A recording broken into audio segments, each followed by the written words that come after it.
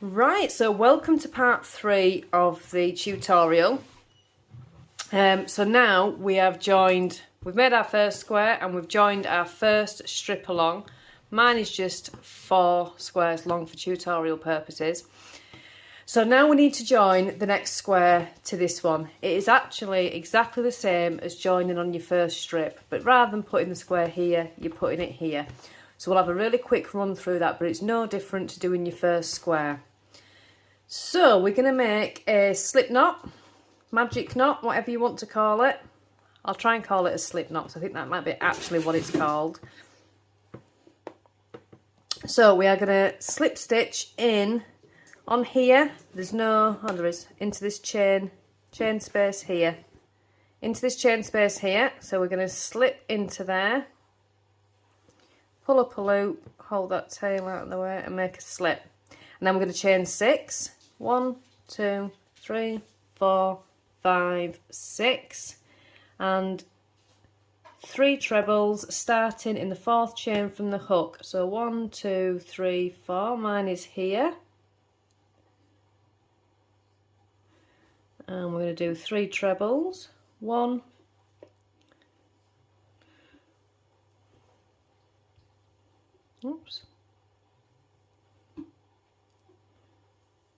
2, myself a bit more yarn there.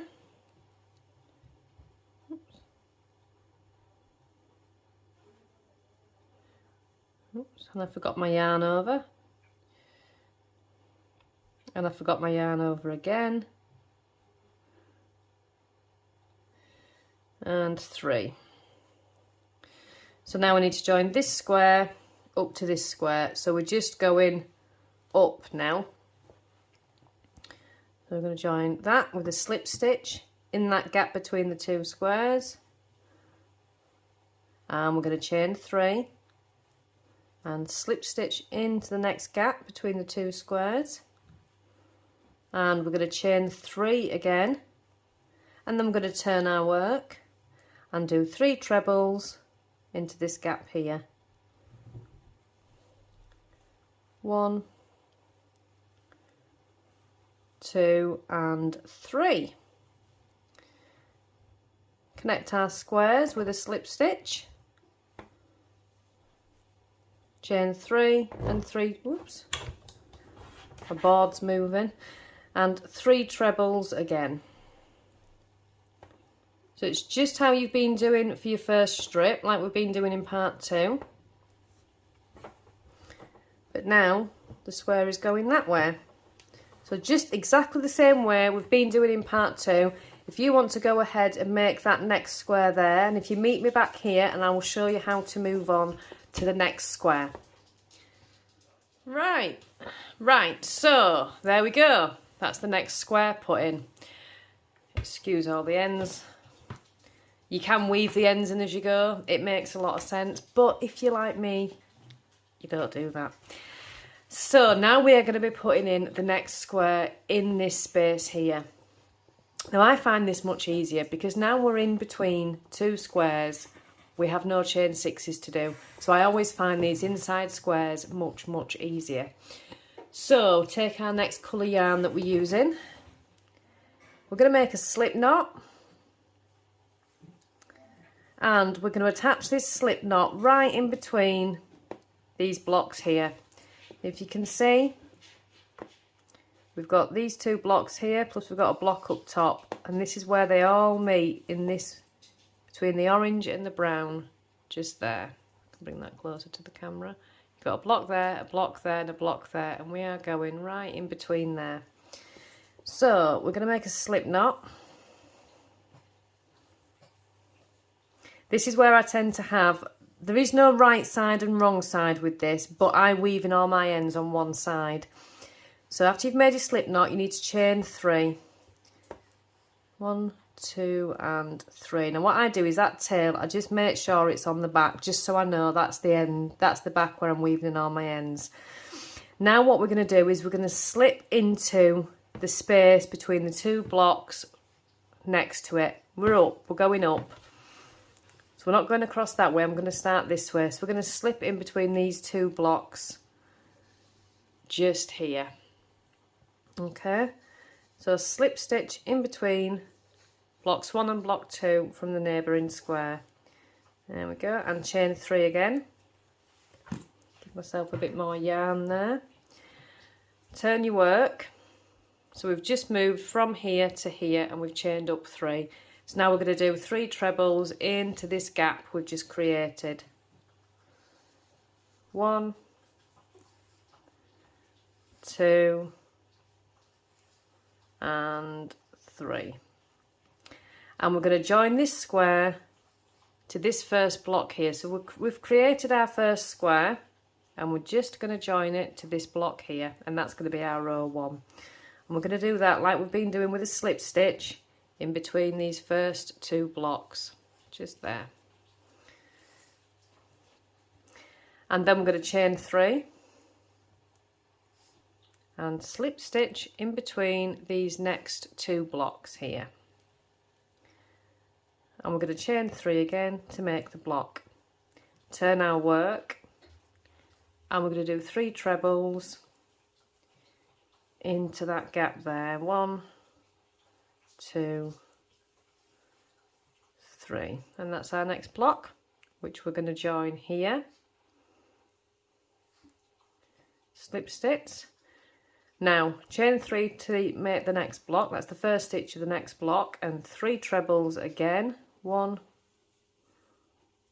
2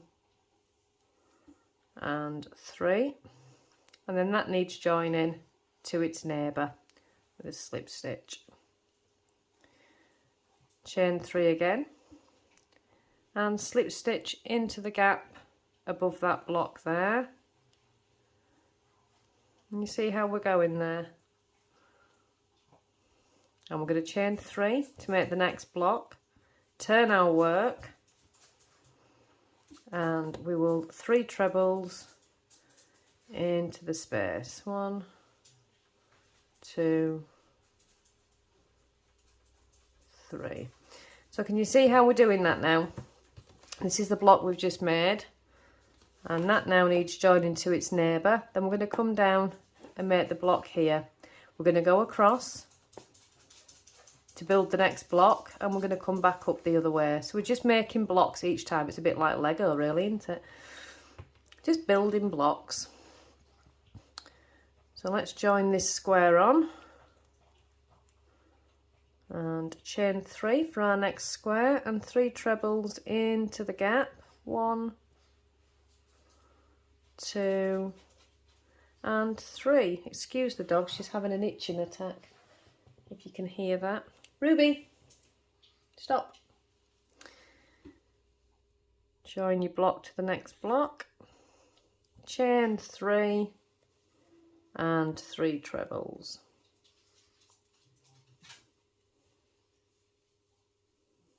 It's also really easy when you're doing this because you don't have to count the blocks so much to know when you need to decrease, because you know when you hit this you're then decreasing because that's the width of your block, and the same on this side.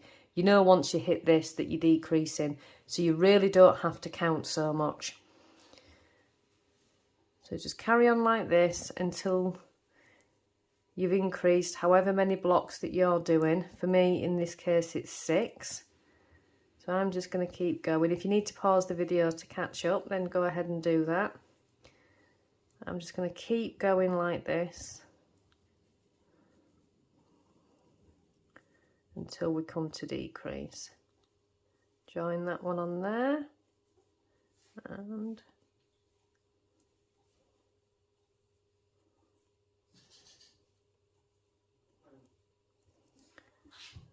next block's done. I pull that loop through, and the next one.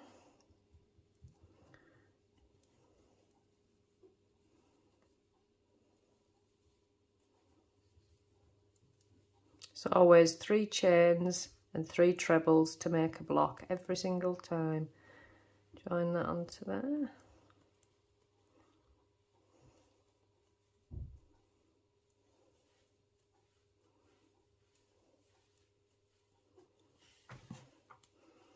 I'm just coming Up to my final rows now.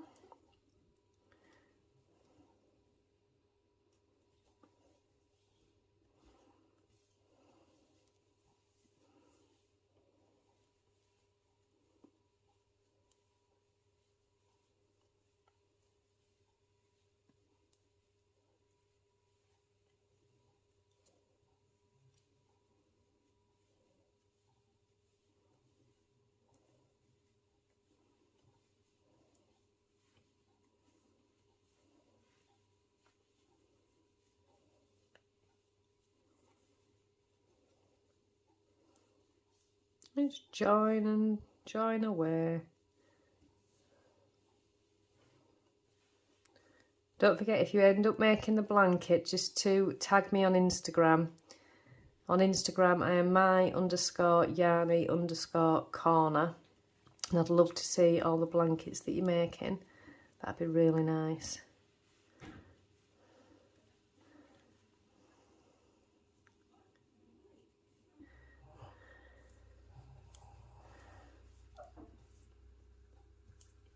Right.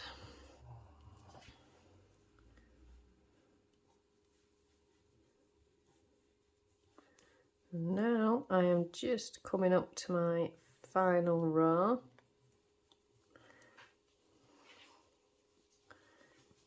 And then we will be decreasing. So I hope you're all enjoying these tutorials. If you are, give me a thumbs up, and if you're not already subscribed, do consider subscribing to my channel. I will be putting a lot more tutorials out this year.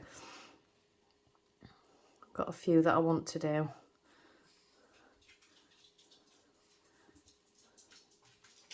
So it'd be really nice to see some of you joining along.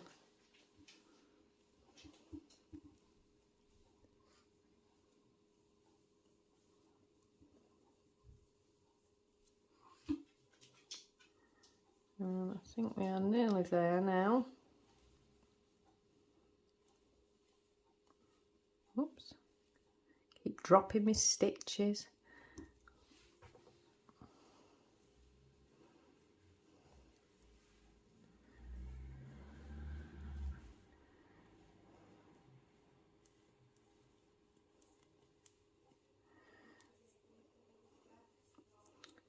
So the way this is worked out, I will be decreasing now.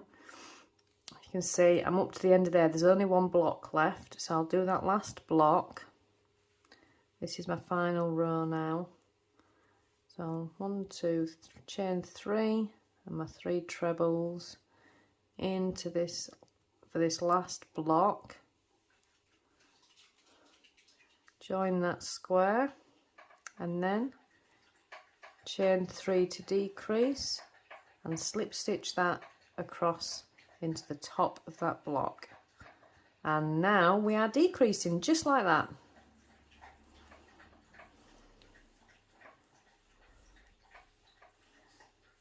Exactly the same as we've been doing all the way throughout.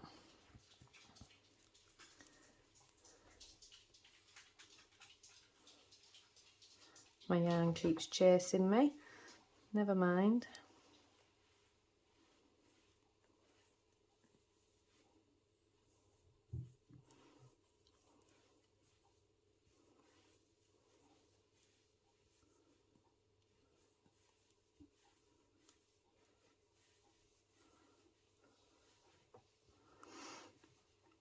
There we go.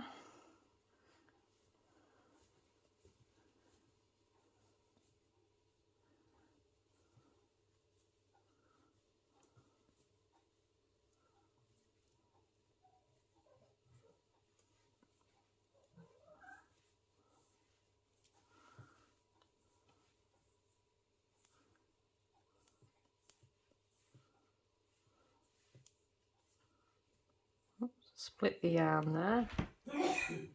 That's Danny sneezing. He's not got COVID, don't worry. He just had a sneeze. And that's it. We are definitely on the home straight with this square now. So if you want to go ahead and finish your square and then meet me back here when you're done. And there we have it. And that is how you join the squares for a C2C. So that's your second row. You have all the information now to make your own C2C blanket. So you will just keep going. When you join your rows, you can either start here or here for your next strip. I always tend to start in the same place and just go back across.